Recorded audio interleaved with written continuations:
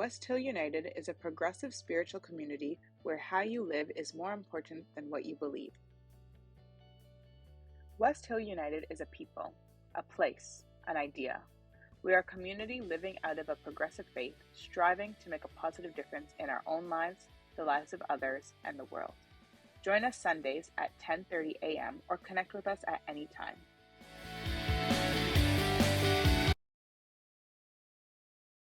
There are 3 readings today. At the end of the readings, we customarily add the phrase offered as wisdom for the journey, and we invite you to respond with the phrase, "May we walk in its light." This is simply an invitation to participate if you wish to do so.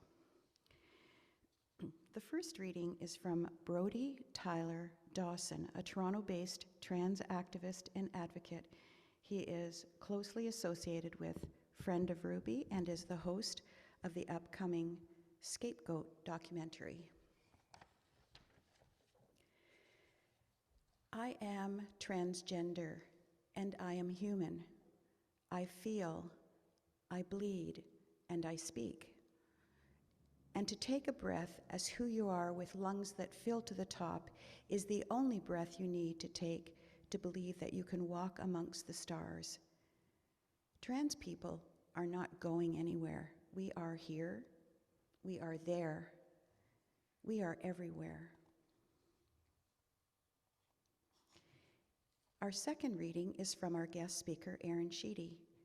You'll learn more about Aaron in his introduction soon. As a parent, it is all about passing off fear as wisdom. For queer-identifying children, especially transgender children, it is an added layer of complexity for caregivers. In any group of people, there are actively safe people, passive people, and people who would intentionally discriminate, isolate, or do outward harm to my children. And as always, the passive protects the harm doers. Schools, swimming lessons, parent councils, churches, family, work, the list goes on. They all harbor people who would do harm. I try to teach my kids the wisdom to identify and operate within safe spaces and with safe people. But I am terrified. The third reading is from Lady Gaga. Lady Gaga is an American pop artist who has a long list of accolades, including the only female identifying artist to have 4 singles sell more than 10 million copies. All of this to say she's incredibly popular. Her single Born This Way is an anthem to people who feel singled out or ostracized for being born outside the perceived and accepted mold. This song gives everyone a place in the mainstream. From Born This Way by pop music singer Lady Gaga, 2011. Now, you all know this song, so you can hear it in my words. I'll do my best here to do it justice. I am beautiful in my way, 'cause God makes no mistakes. I'm on the right track, baby. I was born this way. Don't hide yourself in regret, just love yourself and you're set. I'm on the right track, baby. I was born this way. Don't be a drag, just be a queen. Whether you're broke or evergreen, you're black, white, beige, cola descent, you're Lebanese, you're Orient. Whether life's disabilities left you outcast, bullied, or teased, rejoice and love yourself today. 'Cause baby, you were born this way. Offered as wisdom for the journey. May we walk in its light. And with that, we anticipate our next song. Yep. Now it's my pleasure to introduce our guest speaker, SHEEDY. After 20 years of service, Aaron retired from a career in law enforcement. He was in the Royal Canadian Mounted Police and the National Police Federation during these years. Aaron is the author of the Red Coat Diaries book series and the Director of Underground Orillia, Coming Out Cops, and the upcoming ScapeGOAT documentaries. His company, D.F.F Productions, oversees and creates original entertaining content that bends towards social justice and historical exploration. When asked what he's going to do now that he has left law enforcement, he said, "I'm going to spend my life pointing my camera at great stories," which is what he does when he isn't at nursery school learning to help people in a new way. He is married with 2 children, living in Bowmanville, Ontario, Canada. Please join me in warmly welcoming our very own Aaron SHEEDY to the room where we will point his camera at him to share a great story.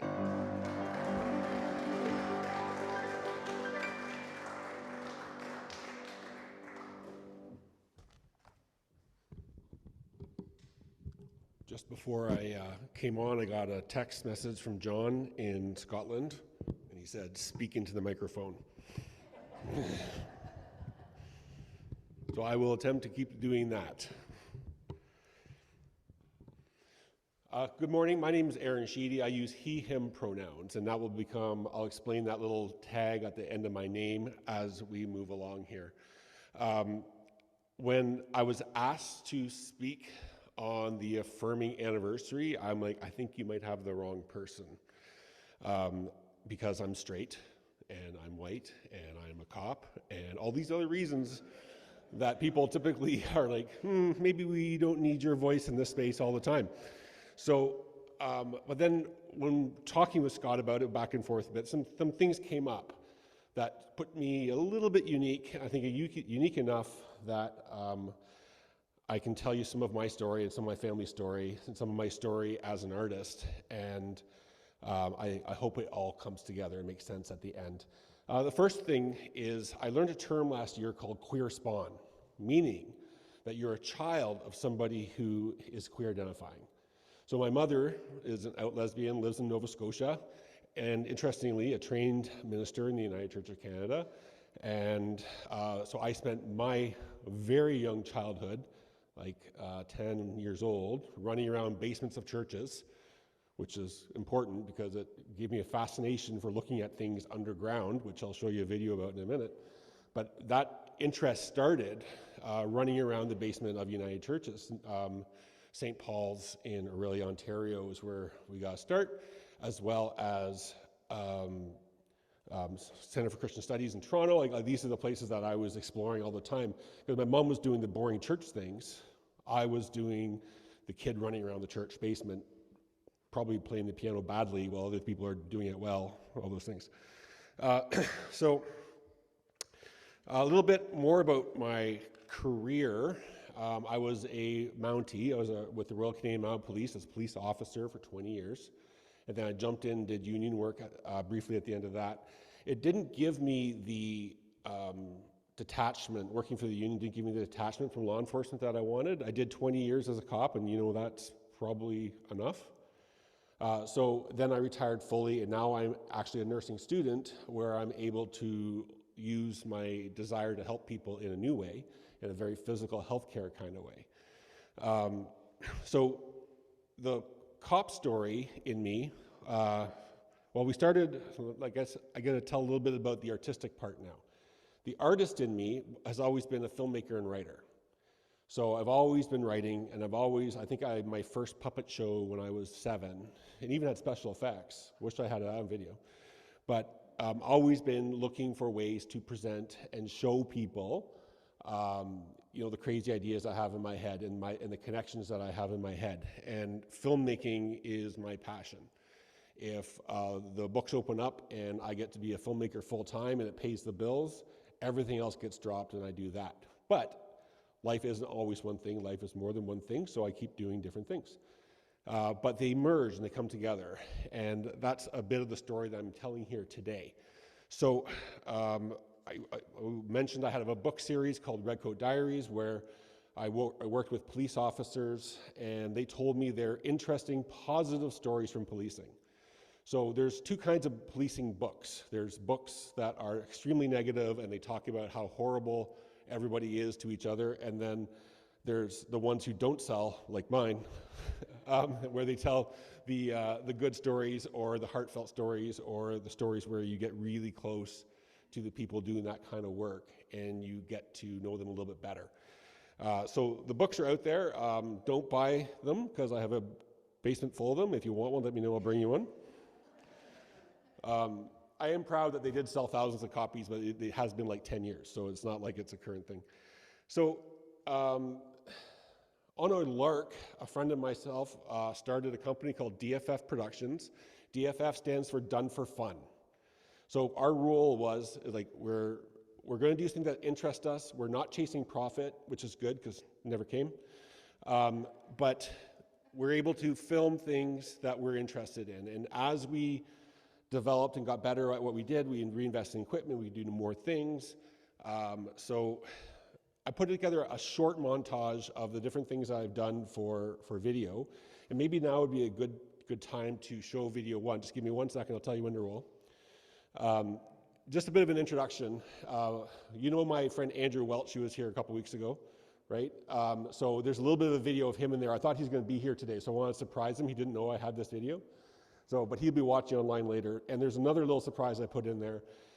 Me as a digital artist, and again, this does get back into why we're here today as the anniversary. Me as a digital artist, I like to be whimsical. I like surprises. And I like to show people things that they're not expecting. So I hope it all works.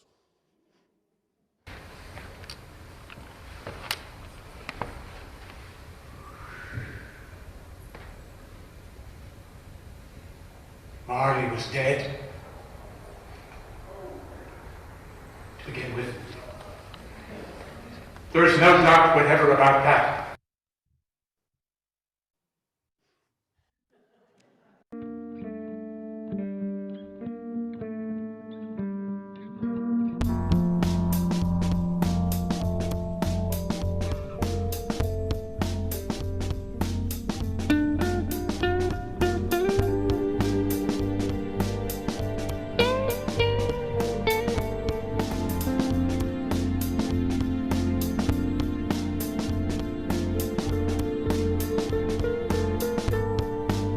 Would it have anything to do with the bowling lanes that were down there? Because 2 or 3 of us kids got stopped one day by Skid Watson when we were walking by the YMCA, and he said, "Will you kids be interested in earning a nickel? We need someone to set up pins."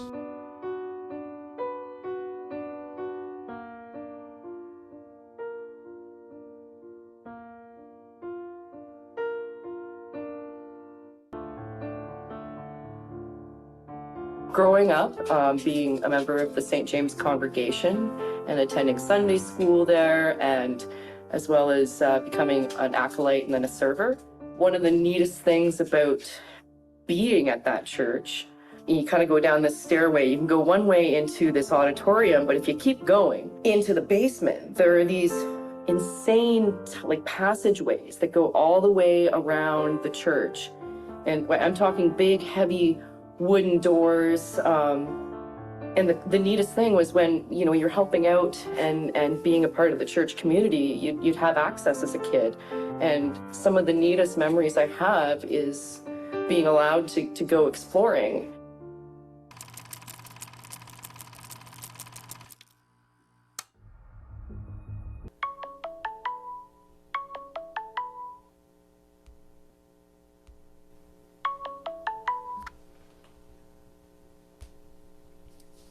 Hey, what's up? Hey, it's me. What's going on, man? Where are you? About half hour out of town. You gotta come back. Why? What'd you get? Bremen and I found something. Like, you guys were going to, like, that pet store, right?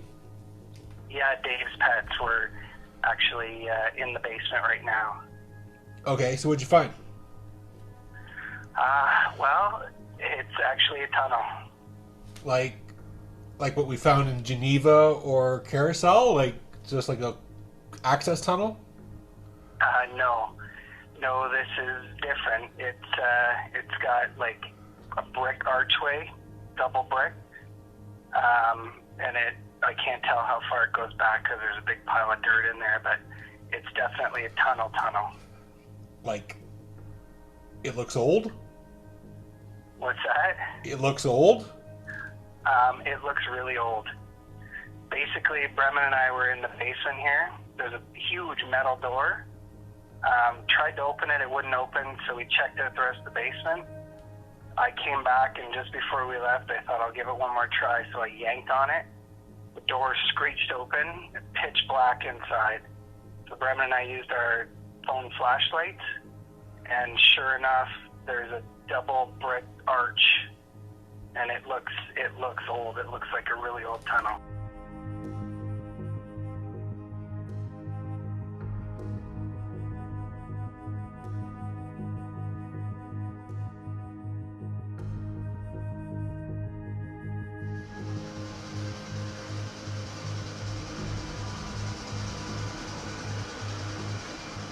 It's intriguing because our ancestor used to do is try to hide from drinking publicly and everything else. So, and I think that was one of the ways to get across the road to carry the booze over there. And my understanding from what I'm talking to people before was that when the mayor at the time, they would have parties over at the Opera House.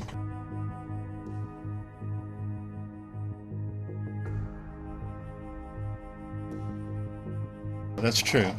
The tunnels went across from Fred's Meat Market over to the Opera House, and basically what they did was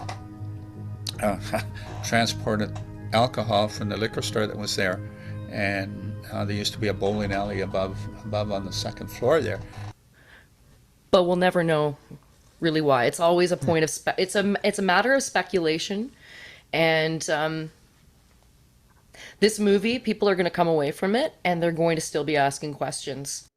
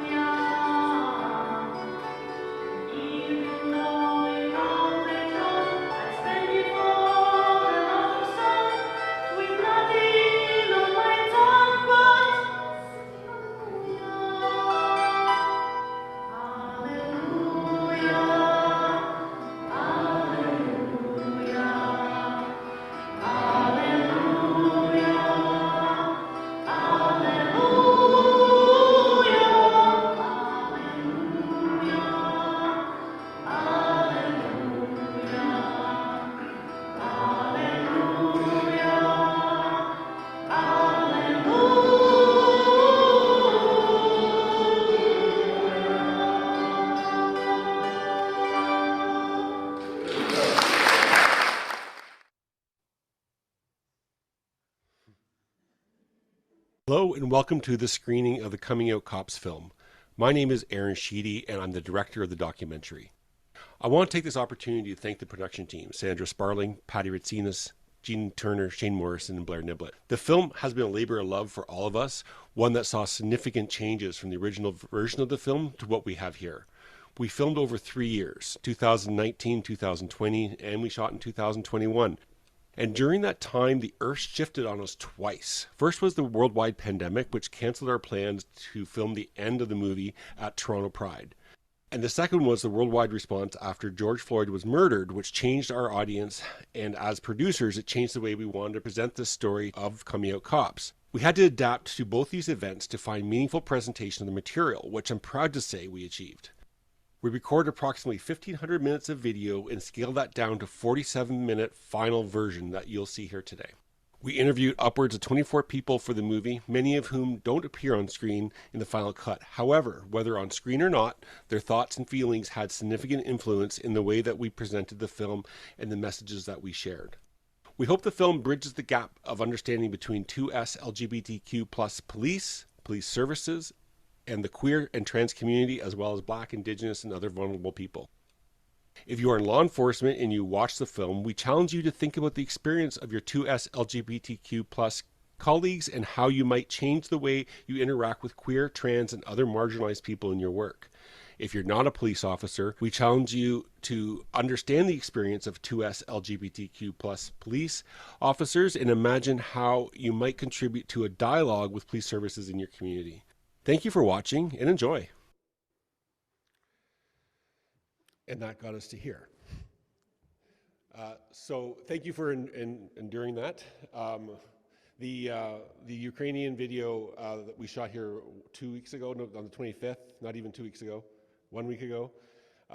And I was a little bit nervous because Glenn and I did a mic switch at the very end. We put the shotgun mic nice and close so people in the room could hear. So we had more of a wide-angled microphone in the background, but I got to catch everybody singing. So it was great.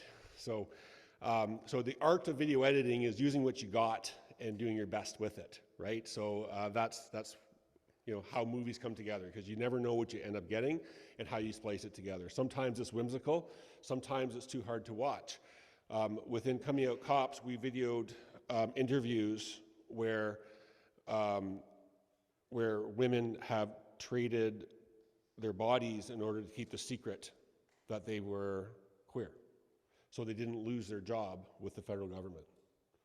And that there's a whole chapter of darkness around the LGBTQ purge within the federal government in Canada. If you're not aware of it, you should probably make yourself, because it's part of our history that we need to know, but is not very often spoken about. So it's out there. I think it's important to remember at this point that I am LGBTQ plus, meaning queer identifying plus adjacent. I want to remind you that I'm not speaking for any community other than myself as a parent and a filmmaker. It's super important that if you're looking for the experience of somebody who's living a life, you need to speak to the people who are experiencing that. And there's people in this community that you can reach out to who I'm sure will talk to you about that. And if you don't know who they are or where to get that, talk to those people, I can certainly make some introductions. But I just really, it's really weird space for me to be standing here telling you my story as a straight white guy, right? So I just want to be clear about that. As a parent, I consider myself an ally, and an ally is generally defined as somebody who can accept somebody without judgment. But as a parent, I'm fiercely biased. I am aggressively protective of my children, even though I do it with a smile on my face, right? So I am not accepting of many things, mostly because I have teenagers, and you can't be accepting of what teenagers do all the time. You just cannot. They'll burn down your house, okay? So you got to be very careful around that. So I have this very funny balance where I am open and accepting, but at the same time, I want to call things out that I see that are going to be working against the health of my children. And that sometimes lands in contrast with what some people in the larger queer community, which I am not directly a part of, want to articulate. So I find myself in that contrasting position. It's like, yes, I see what you're saying, but I don't think that's good for my children. And as a parent, I am going to advocate for my children, even if they don't want me to, right? So, and as they get older, they advocate more and more for themselves, and I get to be more of a participant and get to watch more. But being a parent of queer children, as maybe some of you are, or grandparents, maybe some of you are, you're in that weird space. You're in that weird space where you have to protect them, and you have to be open, and it's really sometimes hard to navigate. It really is.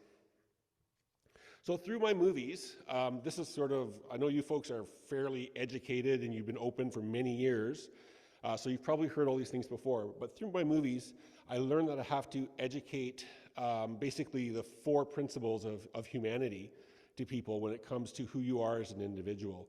And this holds true for everybody, not just if you're queer identifying or not. So there's basically the 4 things as a way of definition. We're talking about sex, the body parts that you were born with. How were you assigned? Nature said you're going to be male or you're going to be female. From there, it goes out to gender. Gender is, I've learned, and I'm able to express, that gender is not a choice, but it's the way I try to explain it is it's your internal calling. And maybe others can explain it better, but everybody has a gender, or they don't, but everybody has that gender conversation inside. And for some of us, it's easier than others, right? But gender, like that is, am I male identifying or female identifying, boy versus girl, or both in the middle, and etc., right? And then extending from that is gender expression, and that's separate, and that gets confusing for people. I could stand here and say, I'm Aaron, I'm born a male, and I identify as a woman, but I present myself as a man. That's super confusing, right? And it's okay, it's confusing. You don't have to understand it. Remember the original quote? You don't have to understand it. You just have to know that person is having that experience, and that is not for you to deny their experience. And finally, sexuality or romance is who you're attracted to. And all these things become decided upon. So it's pretty straightforward, pun intended, for me, where I'm a male, I was born with male parts, I'm a guy, and I express myself as masculine, and I like women. That is how it landed for me. But there's 4 spectrums there. Doesn't necessarily mean that everything lands there all the time. And if you think the world is you're either born male or born female with those parts, you need to look into that. That's not true. That's not true. You've been lied to, right? There's lots of people out there who have hormones of the opposite gender, or there's people who have appendages that they didn't expect, or they have tissues that you wouldn't normally attribute to either male or female or both. So it's those 4 things, it's those 4 things. You have to find where you are in those spectrums and understand that your spectrum is going, if you're going to flip a coin 4 times, it's pretty unlikely we're all going to land exactly the same, right? So even if it was binary, it's not. I have a dad joke, but my kids won't let me read it. I'm going to do it anyway. It's part Star Wars as well. Okay, here's my dad joke. Would a gender-fluid person choose to live on Earth or Tatooine? And Tatooine is a mythical Star Wars planet that has 2 suns. They want to live on Earth because it's non-binary. Some of you got it. My kids swore nobody would.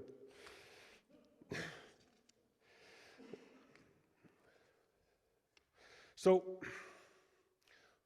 as a straight guy coming into all this world with all the letters and everything, it's very, very confusing.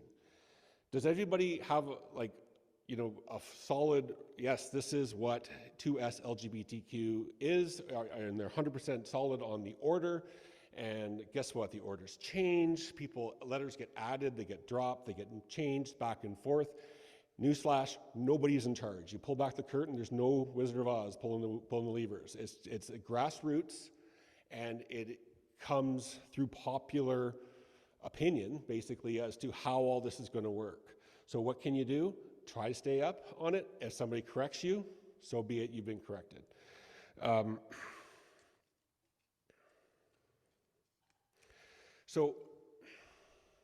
Okay. Which leads me to the impetus for my movie that I'm making right now called ScapeGOAT. And it's really the process of how bad actors, people who intend to do harm, people with ill intent, work against a specific community. Somebody once said to me when they were talking about scapegoats, they said, we take the stress of a community and offload it onto young people and offload it onto a sacrificial symbol and cut it loose or worse, right? So right from the old Bible stories is all of our community stress is going to be laid onto the goat, and then we're going to kill the goat and we're all going to feel better, okay? And that process happens all the time in humanity. People, bad actors, will use that stress that we have as a community, and may not be necessarily directed towards a specific group, but we're going to put that stress on that, and then we're going to attack it, or a ill-fated hero is going to come forward and push it aside, and we're all going to feel better, okay? So when we're talking about young trans people, we have some really interesting things that people bring up, and they bring up things that reasonable people may ask. And that's their entryway, right? So they enter with, wouldn't it be child abuse to give gender-changing medications and surgeries to children? Dawn is losing her mind over here because she's been telling us for weeks that you cannot get surgery as a child unless it's an emergency, which is true, right? But as a parent who doesn't know very much and you're just learning about this, it's like, no, I don't want that to happen to my kid. And you'd be a reasonable parent not to want that to happen to your child, right? But they're using your reasonableness against you, to victimize you, to come to their side of the fence. The other one is, I don't understand this pronoun and name change stuff, right? The other one is like, yeah, no, because it doesn't make any sense. It's specific to that community.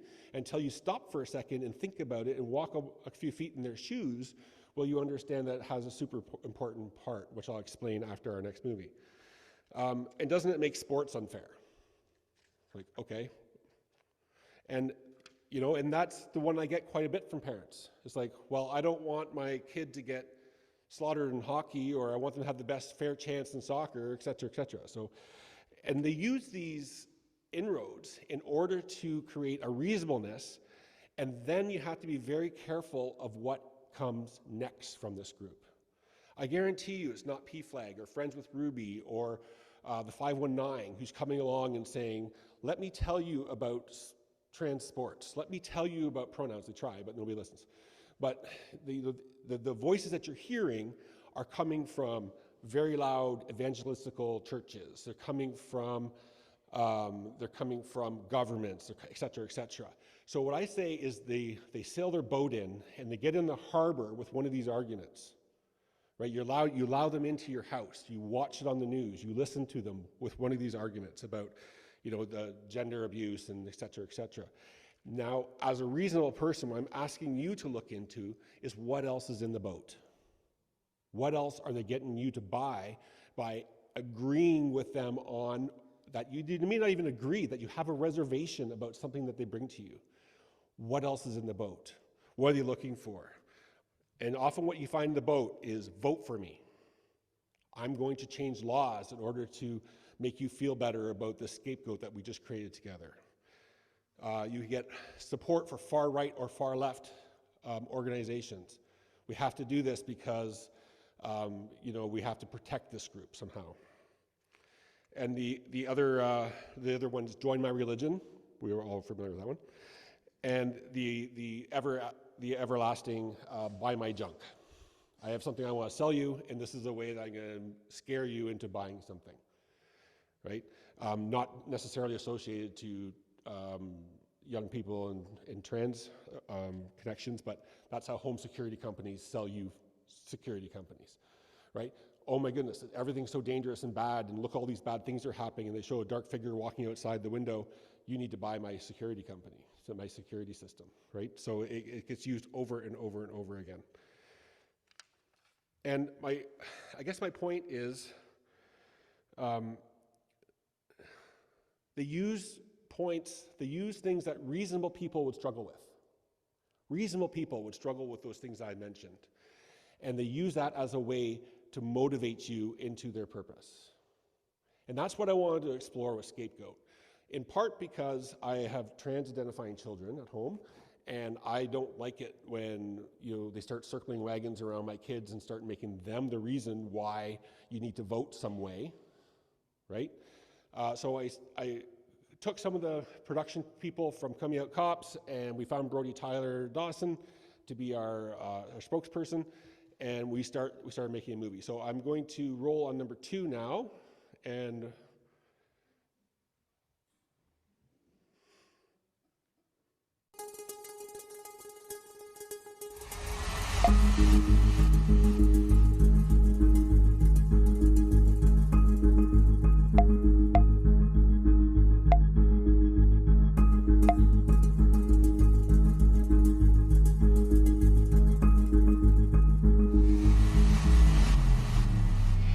Young people being allowed to participate in these activities is undermining Canadian values.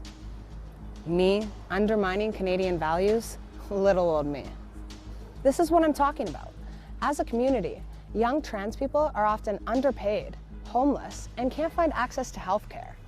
They're more likely to be beat up and sexually assaulted, all while we're just trying to carve out a space in life. I mean, we're not exactly taking over the world here. Then, somehow, we're dragged center stage into someone else's drama. If you're going to scapegoat me, I'm going to find out why. And suddenly, the scapegoats are being blamed for the world's problems. It's timeless, actually, that a fringe group will claim a virtuous position over a perceived, vulnerable, less desirable group and attempt to do battle with that group so they are accepted as a heroic voice in the mainstream. And it works. Over and over again, it works.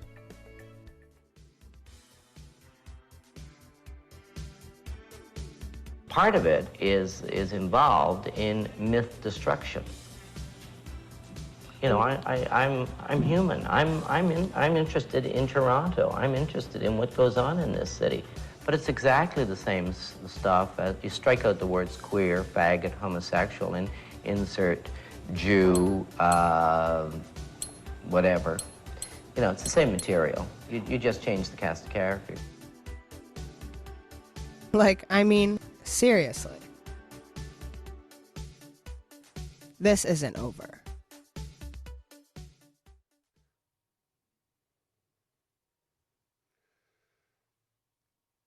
All that just says that we're now partnered with PFLAG and we're excited about it.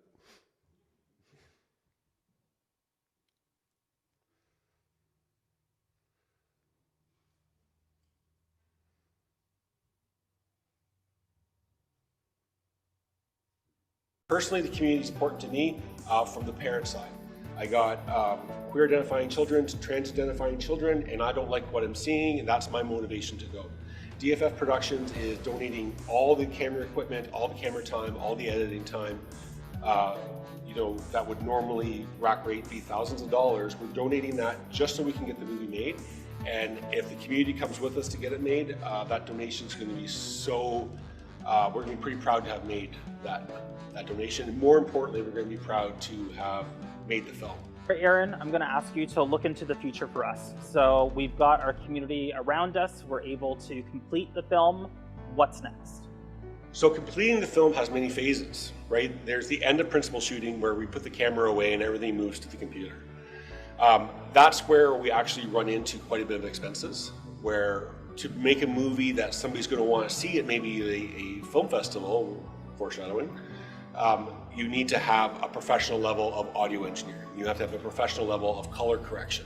I do a lot of things, but I don't do those things, right? So often we have to either find somebody, as Patty was explaining earlier, we find somebody who has those skills, who's willing to donate them for us, or we pay for those skills. That's why, you know, when we say the movie becomes most expensive when the camera gets put away, for us anyway, because that motion from a pile of tape, maybe 100 hours of video that's going to be boiled off into a 90-minute film, there's a lot of process with that. Going forward, we don't know, right? And that's like one of the things that are always exciting in D.F.F Productions is that we don't know where our films will end up. You know, we have been in film festivals, and that's always exciting when your movie's in a film festival. We certainly try like the large local and somewhat local film festivals that this material would run towards. But like you said too, it's also an act of protest, right? Making a movie is an act of protest, especially one like this. We're saying things that people don't want to hear. So would like to play it in places that they don't want us to be. If it's going to be a protest film, it will be a protest film. Or maybe it's both, right? Maybe we'll see it at the Academy Awards, which would be fantastic. But we never work towards awards, we work towards bringing this community together. And D.F.F Productions, like the reason I keep going at it is, honestly, every production that I do, I get to meet new people and have new friends, right? So the community is incredibly important, and that support from the community to make a movie is incredibly important. Making movies is hard. It's hard. It's a lot of work. So that's where we're at with ScapeGOAT right now. Just ignore, because part of that was meant to go to the PFLAG board and ask for money and things like that. But what my point is that a couple points. One about filmmaking, one about what we're talking about. Filmmaking, you need to enjoy the process, especially when there's not a lot of money involved. So we have a lot of fun making movies, even when it's about a topic like scapegoating or coming out cops. Like, we have a lot of fun, and we have a lot of I really do like to build community around it. So that's like the number one reward for me as an artist, is that I get to make a movie and guaranteed at the end of it, like, there's new friends and such all around. But the other point is, I don't know if this movie is going to be a protest movie or not. I don't know if it's going to be played on TV. I don't know if it's going to just live on YouTube. I don't know if, like, we already get the hate mail and stuff on social media about it, right? Because people are like, oh, you can't believe you support this, and et cetera, which warms my heart because I'm aggravating people, which is what I want to do with my movies as well. Now, me and activism and why I'm motivated to this is this one thing. One and only comes down to this. My whole talk comes down to this. And there's people in the room who may be experiencing this as we speak. A transgender person is 7 to 8 times more likely to complete a suicide than the average person. I have 2 trans kids. Do you think I'm motivated? Do you think I'm smiling? But what will happen when the smile comes off and it's time to go to action? Right? Cameras are powerful things. You can't dodge what happens on the camera. And I can manipulate a camera in a way to tell the story the way I want to, and that's what I'm doing with ScapeGOAT. And not saying that everybody needs to become activists and needs to make a movie and needs to go wave flags, but you can do your part. You can do your part and be a safe person. We talk about safe spaces all the time. I kind of cringe a little bit when I see a rainbow flag on a Catholic school or a bank. I don't feel very safe when I go into my bank. I feel like I'm getting a little queasy when I go into my bank because I don't feel like they have my interests at heart. So people who are saying, hey, this is a safe space, like we say here in this community, hey, we're a safe space. We have rainbows around, et cetera, et cetera. But are the people safe? The people make it safe, not a space, it's not the place. Your police station isn't a safe space. Your church is not a safe space because it harbors people who move against my children. That's what those places everywhere, the bowling alley, you name it. I don't care if it's got a flag on top or not. I need to know that the people are safe. And when you talk to my kids, especially when they were younger, they, I call them rainbow hunters, really. Anywhere they go, they could pick out, there's a rainbow there, there's a rainbow there, there's a symbol there that's supportive. That person's wearing something discreet, like a he, him pronoun button, which means that I don't know what he knows. I don't know if he's a good person, a bad person, et cetera, but I know that they're going to work as part of an ally. They're going to be, they might be a bad person, but they may not have a problem with me being who I am, and that's what my kids say. If I can see that rainbow, I can take a breath that that person in that corner is somebody I can be safe with. So, how do you communicate that you're a safe person? Safe organizations, great. And you know, I'm not diminishing the significance of what we have here today with the anniversary, because this church is very clear. We're not a building. We are not a Zoom call. We are a collection of people, right? We're very clear about that. But what can you do as an individual? And I thought about this. It was blank on my sheet, right? When I was writing, it was blank because I really don't know. I know that the symbols are important, and I know that how you talk is important, that you're not using exclusive language, and when somebody presents themselves as, you know, different than your 4 things, that you're able to navigate that okay. I know that's important. And, you know, send a warning shot in a positive way. Have a rainbow something somewhere that people can see. I know professors who do it with a book on their desk, on their bookshelves. When students come in, boom, right behind them an eye line is whatever book that would be identify that this is something that I've read and I know and I'm prepared to talk about. So however you do that in your life, for us it's a small flag on our front yard. You know, Isabella's room looks like a unicorn threw up in it, but you know, but yeah, outside of our house, you don't need to paint your house rainbow. You just need to have something that says, you know, if somebody approaches this house, they're going to run into people that may be supportive. And in support of that, I bring you offerings in the offering plate. So we can So what I have here is, if you want to take one, there's buttons for the pronouns, and there's stickers if you want to put them on your laptops or whatever. There's buttons for your jacket. We can pass those around as we're concluding here. Just one final thought on pronouns. Okay, a couple final thoughts. First one is, if you came up to me and said, "Hey, my name's Aaron, and I called you Steve the entire time intentionally," that'd be really rude, wouldn't it? So if somebody comes up and says, "I'm Alex, I use she, her pronouns," and you don't respect that, it's just simply rude. Why would you do that? I don't understand.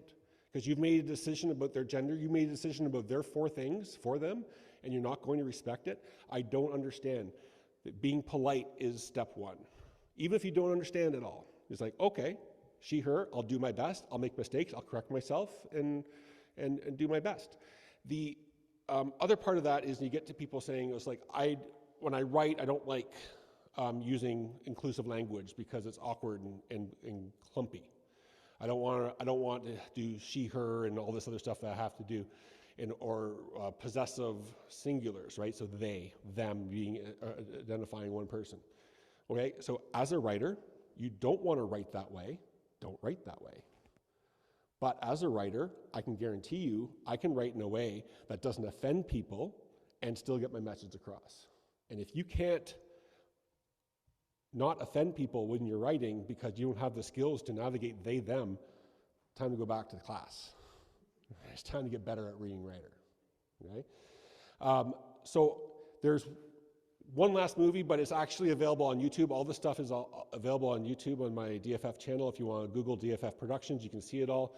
I'm right on noon, and I know I'm standing between you and food, so I know I have a very short amount of time before the crowd attacks. So thank you very much.